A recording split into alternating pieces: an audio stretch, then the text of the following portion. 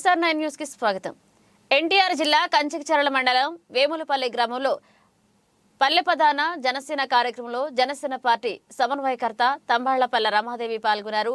జై జనసేన, జై జై జనసేన అంటూ జన సైనికులు పెద్ద ఎత్తున నినాదాలు చేశారు. రమాదేవి ఇంటింటికి తిరుగుతూ ప్రజల సమస్యలను అడిగి తెలుసుకున్నారు. వేములపల్లి గ్రామ ప్రజలు స్థానిక సమస్యలను రమాదేవి దృష్టికి తెలియజేశారు. ఈ సందర్భంగా తంబాళ్లపల్ల రమాదేవి మాట్లాడుతూ ఈ వేములపల్లి గ్రామంలో ఎన్నో సమస్యలు ఉన్నాయని ప్రజలు తన దృష్టికి తీసుకొచ్చారని, ముఖ్యంగా గ్రామంలో మంచినీళ్లు గత కొన్ని రోజులుగా రావడం లేదని, ఒకవేళ మంచినీళ్లు వచ్చినా కూడా మురికి నీళ్లు వస్తున్నాయని, దీనివల్ల ఇక్కడ ప్రజలు అనారోగ్యాల పాలవుతున్నారని, కాలనీలో అంతర్గత డ్రైనేజీ సరిగా లేదని, సీసీ రోడ్లు సరిగా లేవని, వీధి లైట్లు ఏర్పాటు చేయలేదని ప్రజలు ఎంతో ఇబ్బంది పడుతున్నారని అన్నారు. MLA doctor Mondithoka Jaganmohan Rao police battalion వేసుకుని గ్రామాలలో తిరగడం కాదని, పోలీసుల వలయాన్ని ఛేదించి గ్రామాలలో గడప గడపకు తిరిగితే అప్పుడు ప్రజల సమస్యలు మీకు తెలుస్తాయన్నారు. వైఎస్ఆర్ హెల్త్ క్లినిక్లలో సరైన పరికరాలు సరిగా లేవని అన్నారు. వచ్చే ఎన్నికల్లో జనసేన, టీడీపీ పార్టీలకు అండగా నిలవాలని, రాబోయే జనసేన, టీడీపీ ప్రభుత్వంలో మీ సమస్యల పరిష్కారానికి కృషి చేస్తా అన్నారు.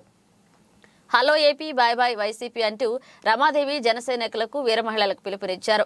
ఈ కార్యక్రమంలో జన సైనికులు, వీర మహిళలు పెద్ద ఎత్తున పాల్గొన్నారు. బాగు అన్నది ఎక్కడ అందనంత దూరంలోకి పారిపోయేలాంటి అధోగతి పాలైంది. ఎక్కడ చూసినా ఇవే సమస్యలు. ఈరోజు ఇక్కడైతే ఇంకా చాలా దారుణంగా ఉంది పరిస్థితి. అసలు వాటర్ ఫెసిలిటీ కానీ, అది కూడా వాటర్ మంచి ప్యూర్ అన్నది, ఆ ప్యూరిఫై వాటర్ అన్నది ఎక్కడ కనపడటం లేదు. అవి అంతా కూడా అడుక్కెళ్ళిపోయిన నీరు అంతా కూడా చాలా మురికిగా వస్తుంది. తాగడానికి అవే నీరు అంటున్నారు. అసలు ఆ వాటర్ తాగితే ఏమైపోతారు అందరూ కూడా, పిల్లలు కానీ పెద్దవాళ్ళు కానీ. ఇక్కడ కొంతమంది బాలింతలు కూడా చూసాను నేను ఇప్పుడు వెళ్ళి. వాళ్ళందరి ఆరోగ్య పరిస్థితి ఏమవుతుందా అన్న ఆవేదన నాకు మొదలైపోయింది.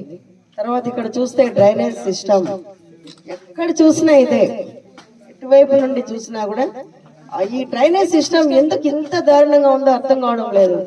వాళ్ళ మైండ్ లో వైసీపీ ప్రభుత్వంలో ఉండే డ్రైనేజీ అంతా తీసుకొచ్చి ఇక్కడ డ్రైనేజీలో పడేసినట్లున్నారు. చెత్త చెదారం అనిపిస్తుంది నాకు.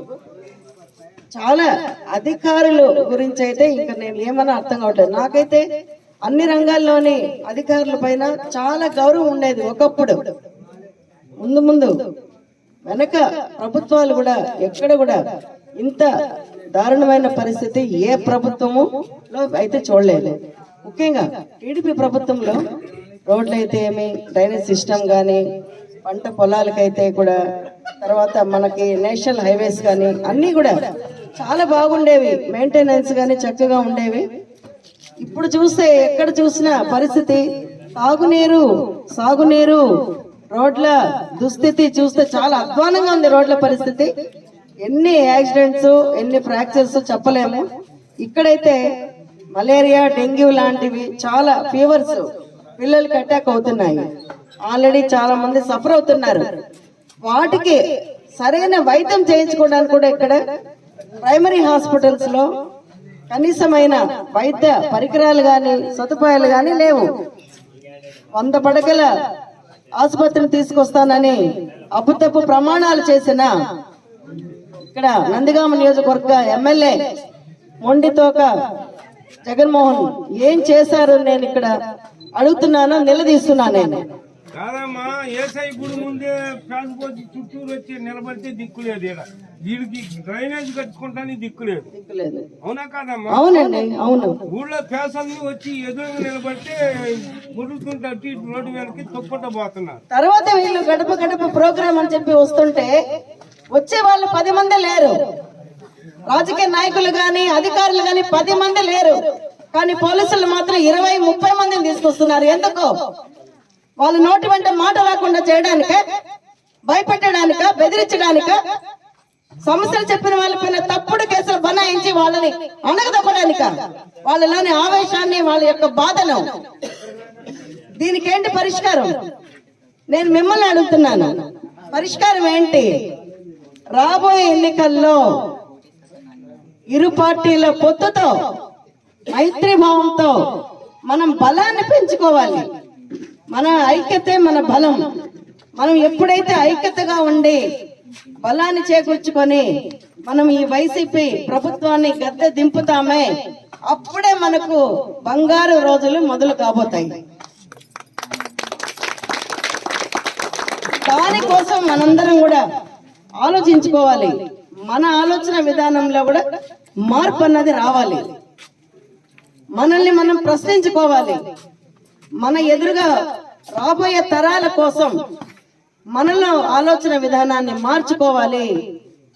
నేను ఎందుకు ఈ మాట అంటున్నానంటే, మనం తాత్కాలికమైన పప్పు బెల్లాల కోసం వాళ్ళు ఏదో వస్తారు, ఏదో ఇచ్చేస్తారు, ఒక రోజుకి ఒక పూటకి. ఆ తర్వాత ఏంటి, 5 సంవత్సరాలు నరక యాత్ర పడాల్సి వస్తుంది. ఇప్పుడు 5 సంవత్సరాలుగా మనం పడుతున్నామా లేదా? ఈ పరిస్థితి మళ్ళీ రాకుండా మనం చూసుకోవాలంటే మన దగ్గర ఉన్న ఏకైక ఆయుధం ఓటు హక్కు. ఆ ఓటు హక్కుని మనం సద్వినియోగం చేసుకోవాలి. మనం ఆలోచించుకోవాలి, మనకెవరైతే ఏ ప్రభుత్వం వస్తే మన యొక్క కష్టాలు కడతేరుతాయో, మన కష్టాలే కాదు రాబోయే తరం గురించి కూడా ఆలోచించాలి.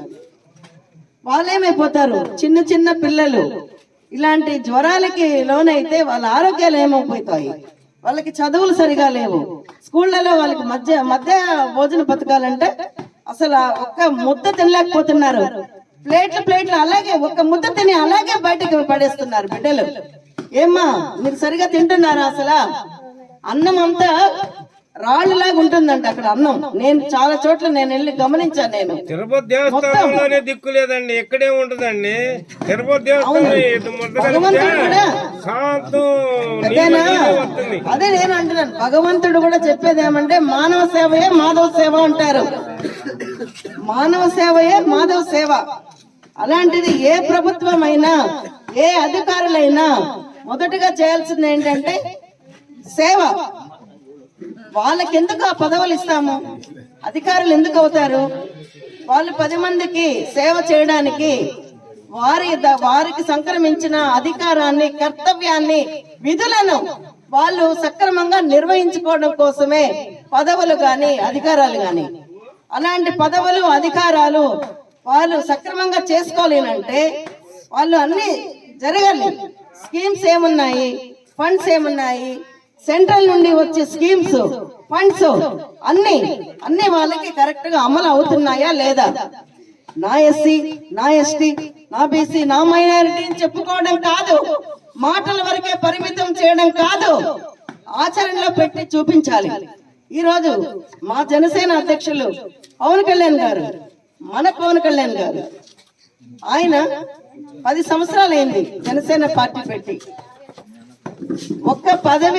ఒక్కరికి ఒక్క పదవి లేదు పార్టీలో. అయినా కూడా ఎంత పోరాడుతున్నారు, ఎన్ని సమస్యల పైన, ఎన్ని అంశాల పైన పవన్ కళ్యాణ్ గారు పోరాడారు.